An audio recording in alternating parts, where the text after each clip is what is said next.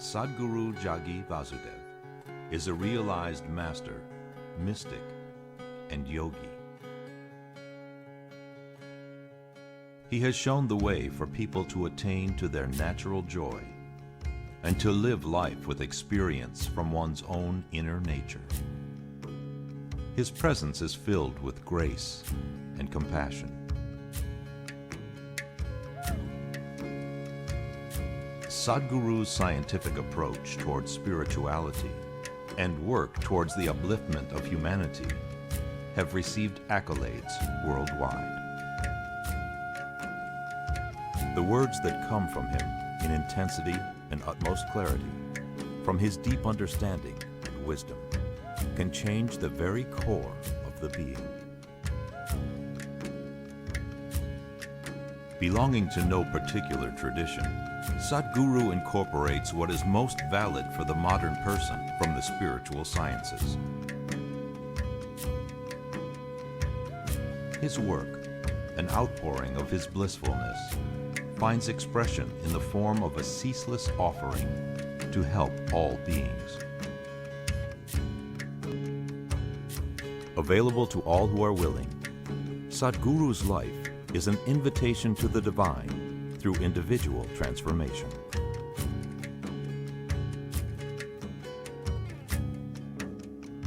Welcome to the silent revolution of self-realization.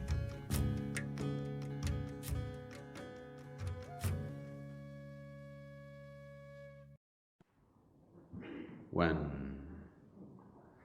you're unable to hear what somebody else is saying, your relationships will go bad.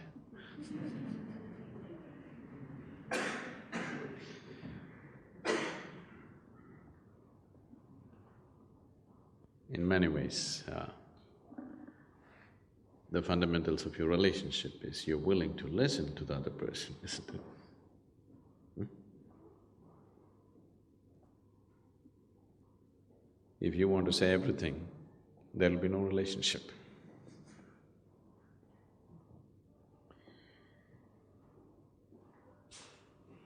Relationships. For most of you, the way you are right now, the quality of your relationship largely decides the quality of your life. Is it so? The quality of relationships that you hold in your life largely decides the very quality of life that you live. So when it is playing such an important role in your life, I think it needs to be looked at. So what is the basis of a relationship? Why do human beings need a relationship, first of all?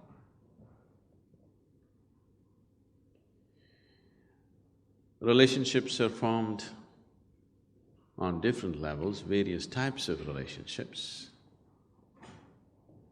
to fulfill different types of needs. The needs may be physical, psychological, emotional, social, financial, political, it could be any kind. But to fulfill various needs within a human being, relationships are established on different levels. Whatever the nature of the relationship, whatever the type of relationship, still the fundamental aspect is you have a need to fulfill.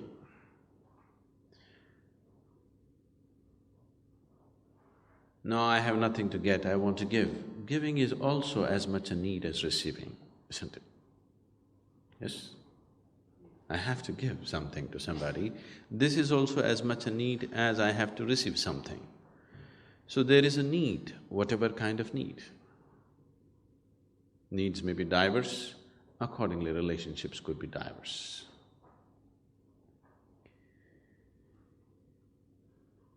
Now, the moment we form a relationship, wanting to fulfill a certain need, and if that need is not fulfilled, then relationships will go bad. For whatever purpose for which we have formed a relationship, if those needs and those expectations are not fulfilled, relationships will go bad. We may claim many things, but when your expectations are not fulfilled, it does go bad, isn't it?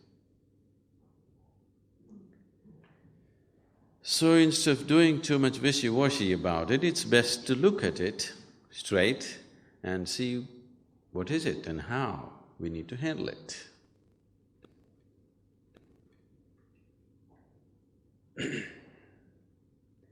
The needs within a human being have risen because of a certain sense of incompleteness.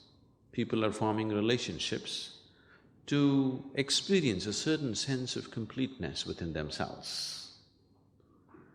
When you have a good relationship with someone dear to you, you feel complete.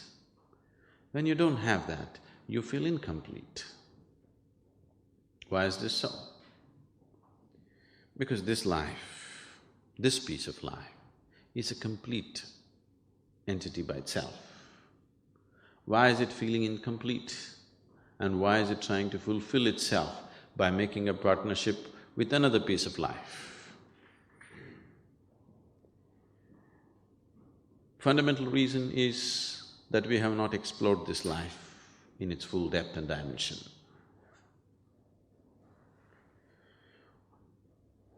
Though that is the basis, there is a complex process of relationships as such. There are expectations. And expectations, and expectations, and expectations. The expectations that most people are creating are such that there is no human being on the planet who could ever fulfill those expectations. If you… especially this man-woman relationship, the expectations are so much that even if you marry a god or a goddess, they will fail you.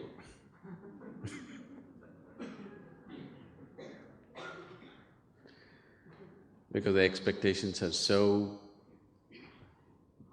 unrealistic that nobody, no human being can ever fulfill that.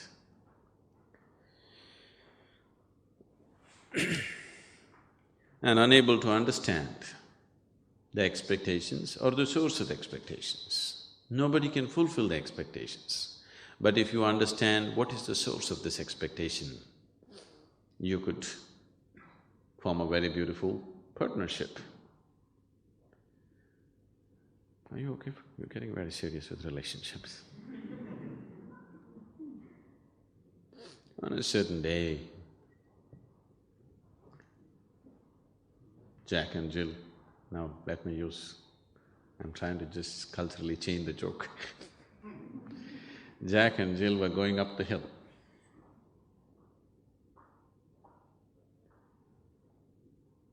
And Jack had a bucket in his hand, a chicken under his arm, and a pitchfork and a rope, at the end of which there was a goat. And Jill said, "I'm feeling very nervous." Jack said, "Why?" "I'm afraid you may have your way with me. I'm alone with you." He said, "What do you mean? I didn't do anything and my hands are full." So she said, "You may put the pitchfork down, plant it in the earth, tie the goat to it, put the chicken down and put a bucket over it, couldn't you?"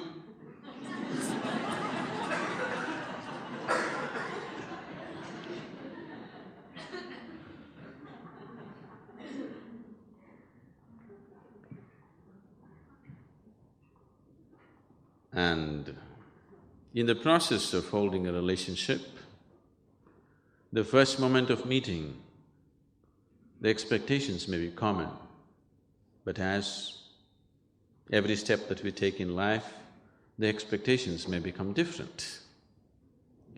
Because these expectations keep changing in people, they're not consistent and they cannot be.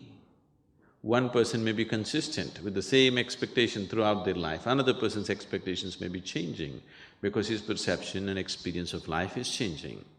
Now, relationships become great conflict. More conflict is happening within the four walls of the homes than is happening anywhere on the planet. Only thing is, bombs are not exploding, so you don't hear it. They may be giving each other silent treatment. It is happening because people's expectations are changing, and they're not changing at the same pace. They're changing at different pace. One person is changing fast, another person is not so fast about how to change their expectations. So if you go about doing management and circus with these things, there is no way you can gauge it 100% and have a beautiful relationship. If you try to mind read the other person and constantly try to fulfill their expectations, you will become a wreck. You tried those things, isn't it? You're trying to, outdo the other person in really wanting to fulfill all their expectations, you become a wreck. So, if you go like this, it's an endless circus. To some extent you have to do it, but that is not the basis of a beautiful relationship.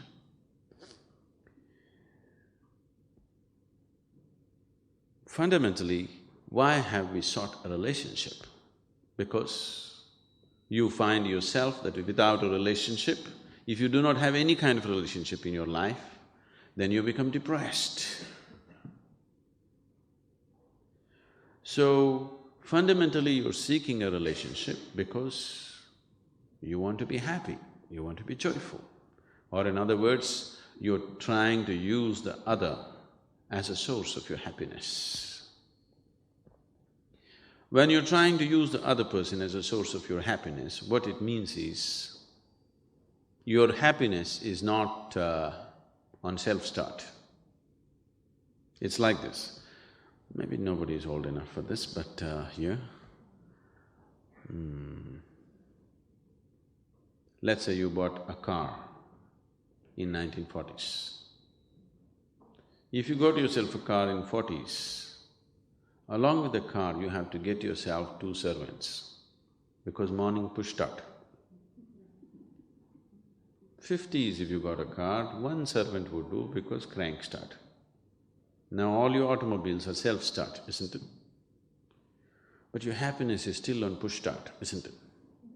Somebody has to push it a little bit, otherwise it won't get started. If you put your happiness on self-start, and now if you're happy by your own nature, now relationships will become a means for you to express your happiness, not to seek happiness. If you're forming relationships to seek happiness and trying to squeeze happiness out of somebody, and that person is trying to squeeze happiness out of you, now this is going to be a painful relationship after some time. Initially it may be okay because something is being fulfilled. But if you have become a joy by yourself and you're forming relationships because you want to express your happiness, nobody's going to complain about you because you're in the process of expressing your joy, not seeking joy from the other person. So if your life becomes an expression of your joy, not in pursuit of happiness, then relationships will be naturally wonderful. You can hold 1,000,000 relationships and still hold them good.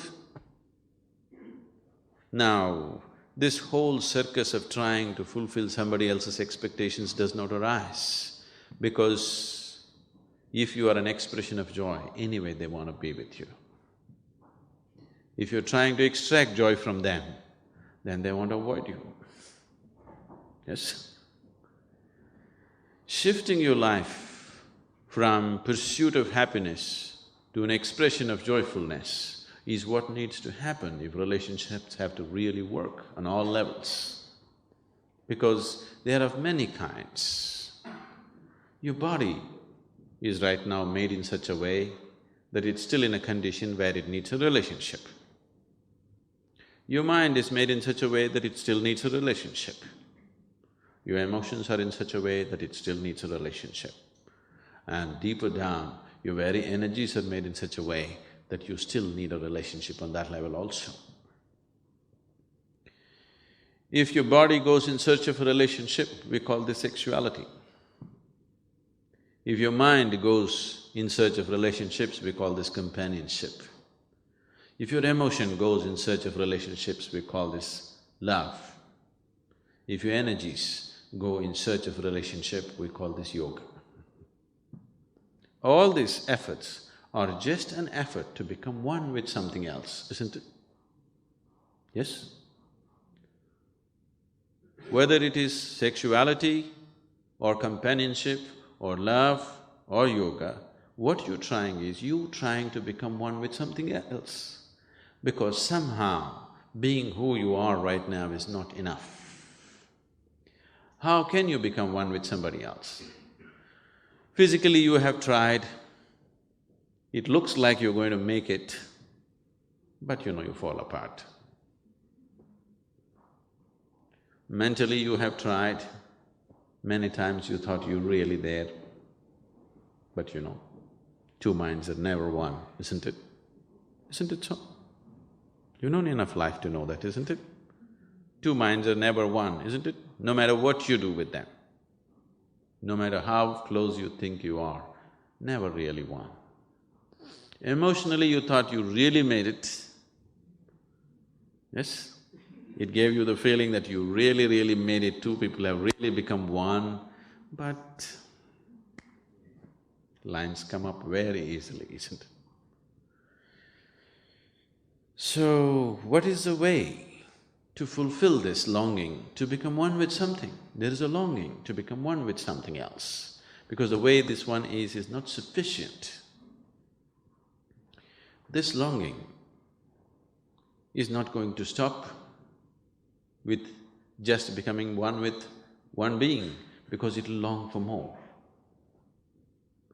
And this cannot be fulfilled physically or mentally or emotionally. All these three things you've tried. It gives you nearness to that experience, but it doesn't make you one. It remains a longing forever.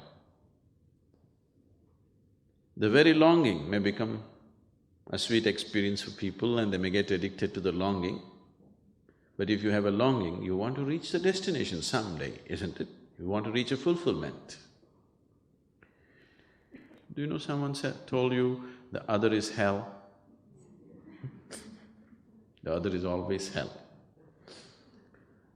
So this is the reason, because you don't want to experience this hell, you want to experience at least a small part of humanity as a part of yourself. And that longing is called relationship. This longing to include somebody or the other as a part of your life is what is called as relationships, isn't it? So whatever is within the boundaries of your sensation, you experience as myself. Whatever you experience as myself, if the other is hell, this inclusion could be heaven, isn't it? To experience that heaven, to have that piece of heaven in your life is what is the desperation to have relationships. Now, if you have noticed that sensory body has a separate presence of its own apart from the physical. Now the whole system of yoga is about this. The word yoga means union. Whatever is the longing behind any relationship, either if you try through the body or through the mind or through the emotion, you will only long, you will never know that oneness. You will know moments of oneness, but it'll never happen. Now, let us say, if you can extend your sensory body to this whole hall and you experience all this life around you as a part of yourself, now the way you exist here is very different. Now relationships will only become a way of looking towards the other's need, not about your own, because you have no need of your own anymore. Once there are no compulsions within you and everything that you do becomes conscious, if the compulsiveness to have a relationship is over within you, now you will only act consciously, now relationships will become a true blessing, no more a longing, no more a struggle. So trying this with your body, with your mind, with your emotion is fine, but it will not get you there. If you can extend these life energies into a larger proportion, simply by keeping your life energies very exuberant, if you keep them highly exuberant, you will see your sensory body will be all over the place. Have you noticed when you're happy, everybody seems to be fine? Yes, you look at people, they all seem to be okay.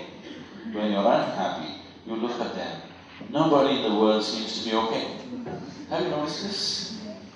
Yes. Whenever you see the world has become ugly and not okay, you just have to know you're getting depressed. In fact, the first sign of depression or your insanity is that you start thinking nobody is okay. When we say relationships, people are trying to create relationships on too much fantasy. It is not rooted in reality. What is in a fantasy state today can be a good one, tomorrow could be a bad trip. It happened one day. A woman was dreaming, and in her dream, a handsome hulk of a man appeared. She became breathless and she asked, "What are you going to do to me?" The man said, "Well, lady, it's your dream, whatever you wish." Where do you find such a man? Only in a dream.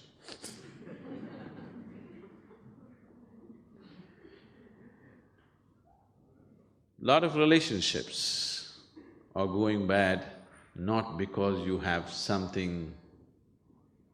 any bad intention. Most of them go bad with good intentions. Good intentions are unbearable many times, isn't it so? There was a new lawyer. His first case, he's very enthusiastic, he really wants to do his best. He lost the case. Then he went to meet his client who was in custody. He went and told him, "I have good news and bad news for you. Which do you want first?" The man said, "Okay, give me the bad news first." So the lawyer said, "You have been sentenced to death."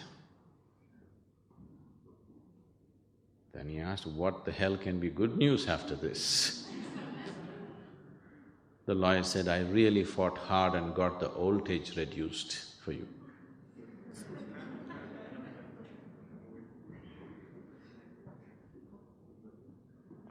So good intentions can…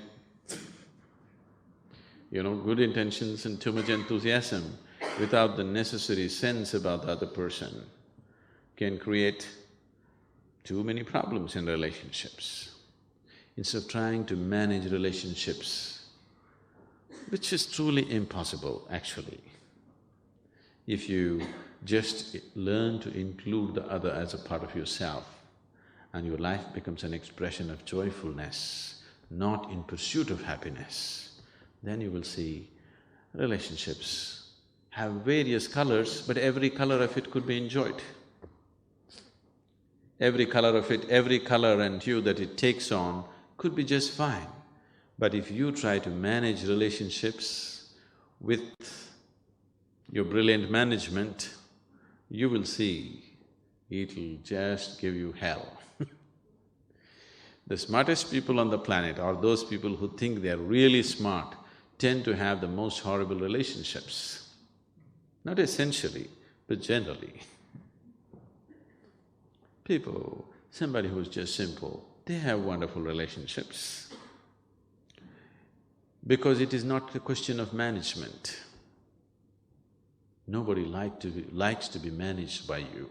You need to understand that. Yes? Nobody likes to be managed by you. When they realize you're managing them, they'll give you hell. In so many ways, they'll make your life miserable. Please see, for most people on this planet, it is not their enemies who are taking their life, it is their loved ones. Isn't it so? Yes? If your enemy is taking your life, there is some sense to it. But people care for each other, but they are the people who are taking each other's life, isn't it? Isn't it so? This is happening constantly. Generation after generation, people are going through the same things because they believe the other person has to be managed. You don't try to manage the other person. You see how to include the other person. Then, even if you don't understand what the hell is happening with the other person, still it is okay. You don't have to understand every damn thing that the other person is. It is the inclusion that the other person is seeking, not really that you have to understand every maya, every thought and every emotion. In fact, they'll feel threatened if you understand everything. Isn't it? People will feel very threatened if you seem to understand just about everything. They'll get scary. People are not looking for understanding, though they claim they're looking for understanding, what they're looking is for inclusion, isn't it? It is inclusiveness that you're seeking in a relationship. Understanding could be very threatening. So, managing relationships is not what needs to be done. You need to understand, first of all, why you need a relationship. Somewhere there is some sense of incompleteness. If you take away this, if you attain to that state within you, which has nothing to do with the other, then you will see every other wants to be with you. Everybody wants to be with you because your need is gone. This is the funny thing about life. When you have a need, nobody wants to be with you. When your need is gone, everybody wants to be with you.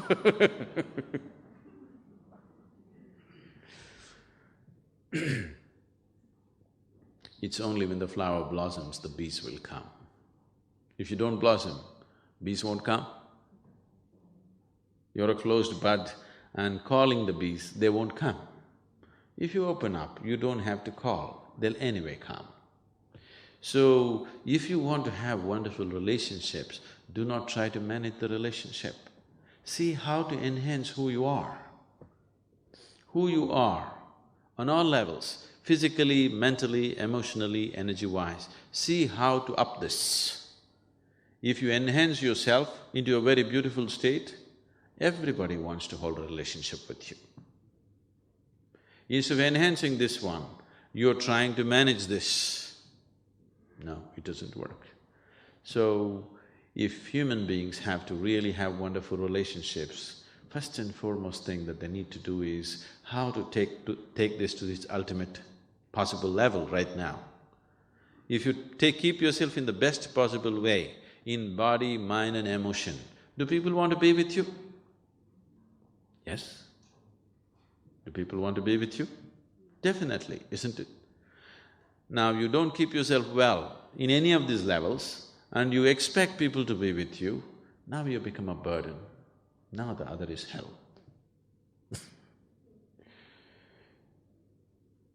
So, a human being should always and always and always focus on how to enhance his way of being. Then everything else gets naturally managed. Whether it's your profession or your relationship or whatever else in your life will happen to its best only when who you are is enhanced. If you do not enhance this and try to manage all those things, that is going to be very stressful. It's going to be a very, very stressful life. Relationships probably are causing the maximum amount of stress on this planet. Am I right? It is. And as people get more educated and they think they're more modern, they're having more problems having any kind of relationship with anybody, isn't it? Isn't it so? Education should have widened our horizons of life, but it looks like it has compressed everything in such a way that you can't get along with anybody. Isn't this happening? Isn't this happening worldwide? There was a time, even now in India, in some parts, a family means it is 200, 300 people in one home, one large home, 200, 300 people living together, because family means the main, grandfather, grandmother, uncles, aunts, granduncles, grandaunts, cousins, everybody is one family. As we got little more educated, we thought, these uncles and aunts, damn them. We dropped them. We thought family means husband, wife, children, parents. Then, after a while we thought, my parents are okay, but her parents are… let's drown them somewhere. Then we thought, let's drop both the parents. We thought family means husband, wife, children. Now children are thinking, it is not so. Now it is becoming such that even two people, the couple are not able to live together. Only if they meet once in a while, they're okay. Weekend marriage is all right, through the week, impossible. It's becoming like that, because we are becoming more and more exclusive, not inclusive. The whole modern societies are encouraging exclusiveness. Exclusiveness will lead to depression, isn't it? Yes? People are depressed like never before on this planet, do you know this? Never before humanity had known these kind of comforts and conveniences. Never before has humanity enjoyed this kind of food security on the planet, never before. Never before has humanity enjoyed this kind of health security on the planet. But never before humanity has been this depressed because they can't get along with anybody. They've become too exclusive. Inclusiveness is a relationship. Exclusiveness naturally leads to depression. Yoga means ultimate inclusiveness. The word yoga literally means union. When I say yoga, don't think that I'm talking about a particular way of knotting your limbs or holding your breath or standing on your head. No. Anything that leads to the union is called yoga, whichever way. So there are… how many ways are there to reach to your ultimate union with life or with everything? You can only work with what you have, isn't it? Is that so? Can you work with something that you do not have? No, that's clear, isn't it? So what is it that you call as myself right now? Your body, your mind, your emotion, your energies may not be in your experience, but you can easily infer and see, if this one has to function like this, there is some kind of energy making this happen, right? That much everybody can understand. Right now we may not understand how this microphone works, but because it is amplifying the sound, we can understand there's some kind of energy source behind this, either a battery cell or a powerhouse, but some kind of energy source is behind this. So these are the four realities for you: body, mind, emotion and energy. If you employ your body and try to reach your ultimate nature, we call this karma yoga, yoga of action. If you employ your intelligence and try to reach your ultimate nature, we call this gnana yoga, yoga of intelligence. If you employ your emotion and try to reach your ultimate nature, we call this bhakti yoga, yoga of devotion or emotion. If you transform your inner energies and try to reach your ultimate nature, we call this kriya yoga, yoga of transforming energies. These are the only four ways you can do it, because these are the only four things that you really have. Rest is imagination. They may be there, but not in your experience. What is not in your experience? is not a reality for you, isn't it? Right now, modern science is talking about 11 parallel dimensions right here. That's not in your experience, isn't it? Not yet a reality for you. You can only make a theory out of it. You can only believe it, but not yet a reality for you. You cannot work with it. Only when it comes into your experience, you can work with it. So these are the only four realities. This is a very beautiful story in the yogic lore. Are you okay for a story? Can I tell you a story? I seek your permission because the moment I say once upon a time, many people think it's bedtime. Because that's the only time they heard that word, once upon a time. Before three sentences are over. So once upon a time, on a certain day, 4 men were walking in the forest. Among these 4 men, one is a bhakti yogi, another is a jnana yogi, karma yogi and kriya yogi. That means yoga of intelligence, yoga of devotion, yoga of action and yoga of transforming energies. These 4 people can never be together. But today, they were walking together in the forest. Why I'm saying they can never be together is, somebody who follows the path of the intellect, he of course thinks everybody is dumb, stupid. Especially the devotees who are doing Ram Ram or whatever else, they look utterly stupid for the man of intellect. Isn't it so? Yes? People are bowing down and praying and calling for God, these people look utterly stupid for a man of intellect. So he thinks they're just idiots. But somebody who's on the path of devotion has pity for everybody, because when God is here, instead of holding his hand and walking in absolute freedom, all this nonsense with your mind and your body and all the yoga and everything is just stupid. He has pity for everybody because just instead of riding on the lap of God, why all this nonsense? Karma yogi, the man of action, he firmly believes all the others are just lazy people who are trying to find an explanation or an excuse for their laziness. Because if you want something to happen, you got to do it. Yes? Because you're lazy. You're unwilling to do, you're finding all kinds of philosophies. He has disdain. A Kriya yogi has absolute disdain for everybody because after all, the whole existence is energy. If you do not transform your energy, what is going to happen? Nothing. Everything is just empty talk. So these 4 people cannot be together. But today, they were walking together in the forest and a rainstorm broke loose. And to escape the rain, they started running.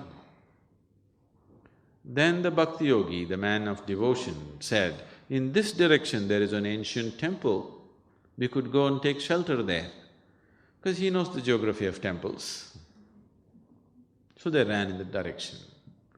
After some time, they came to this ancient temple. The walls had collapsed long ago, just the roof and 4 columns were standing. They went in, and the rain and the storm picked up momentum and started lashing from every direction. To escape this, they went closer and closer to the center. In the center, there was an image of God. And there was no other place to sit because rain was lashing from every direction. To escape this, all the 4 of them just hugged and huddled around this image of God. Suddenly, God appeared. The first question in everybody's mind is, why now? So much yoga we did, so much worship we did, you did not come. Now when we're just trying to escape the rain, why now? Then God said, at last you 4 idiots got together. I was waiting for this.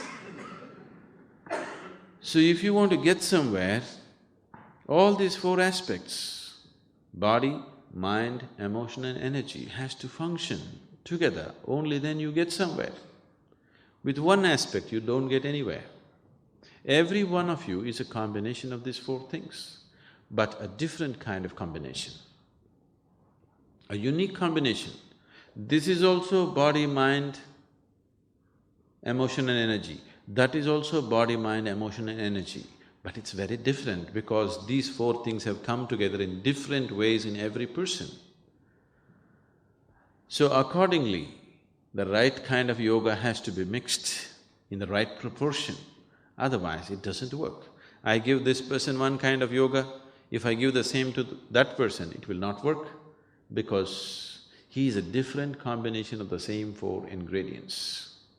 It is because of this, in the yogic traditions, so much stress has been laid about having a live guru because he will mix the right kind of concoction.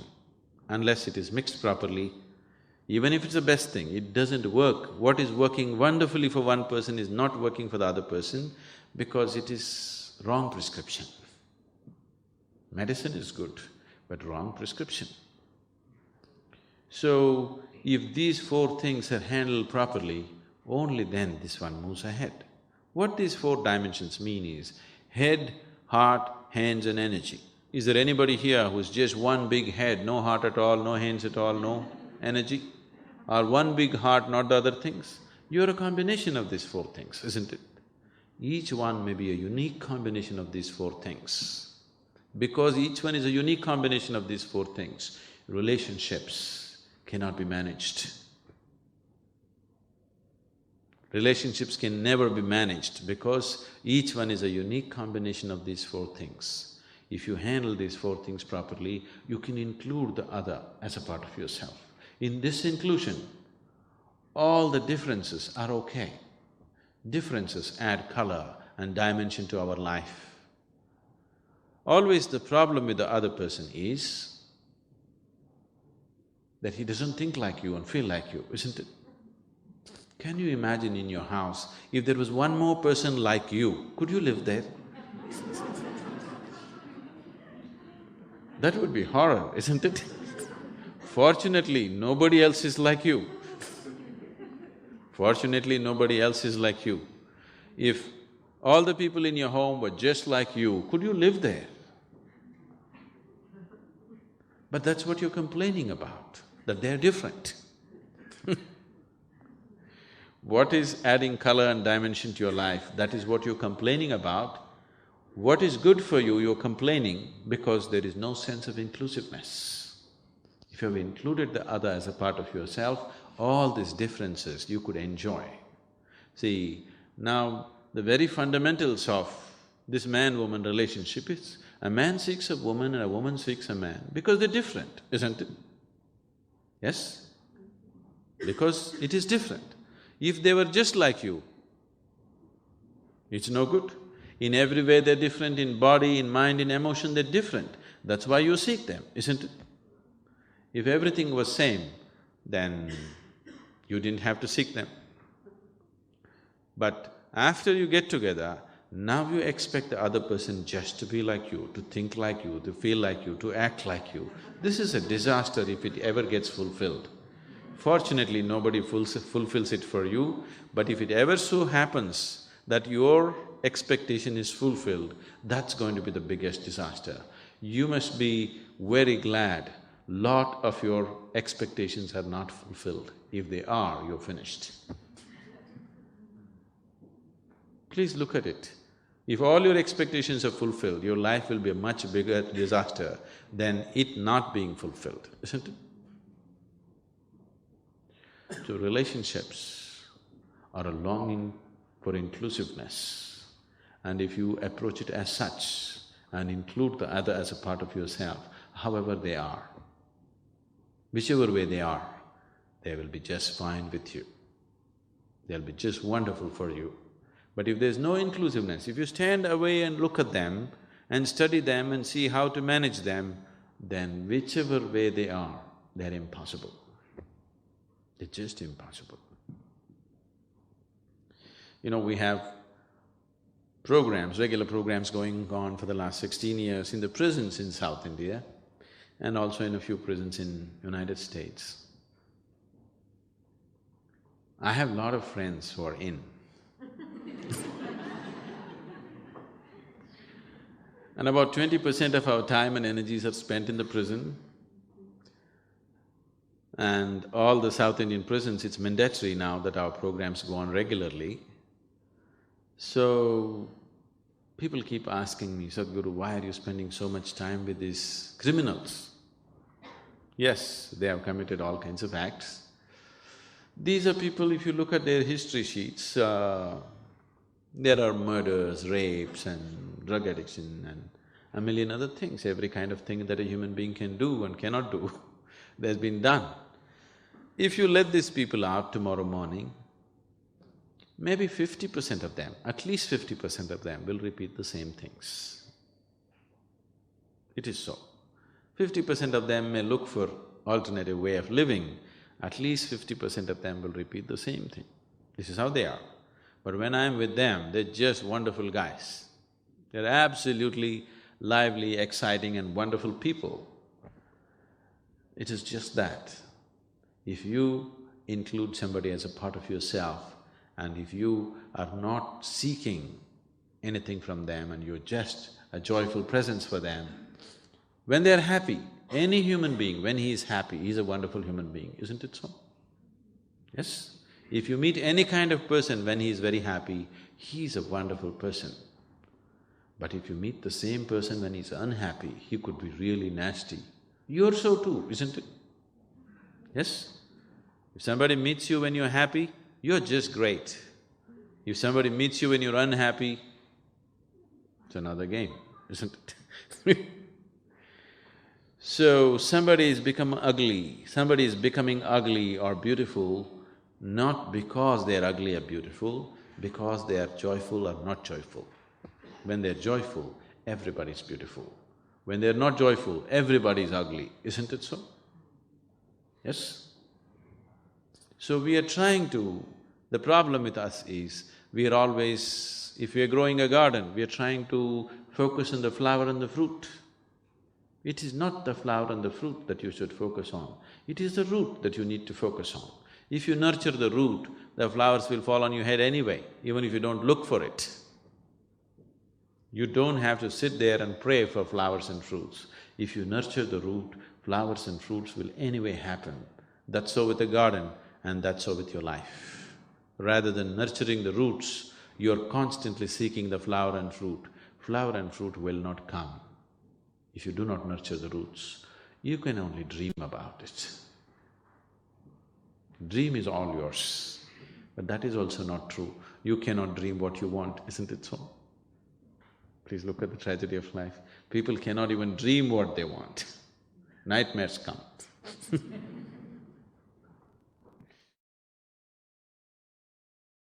You are my perfect mirror, you show me what I'm not. In the endless pit of what once was me, layer and layer you peel off me. The pain it is, but the joy it brings. So thank you for showing me what I'm not, for showing me what I could be. Thank you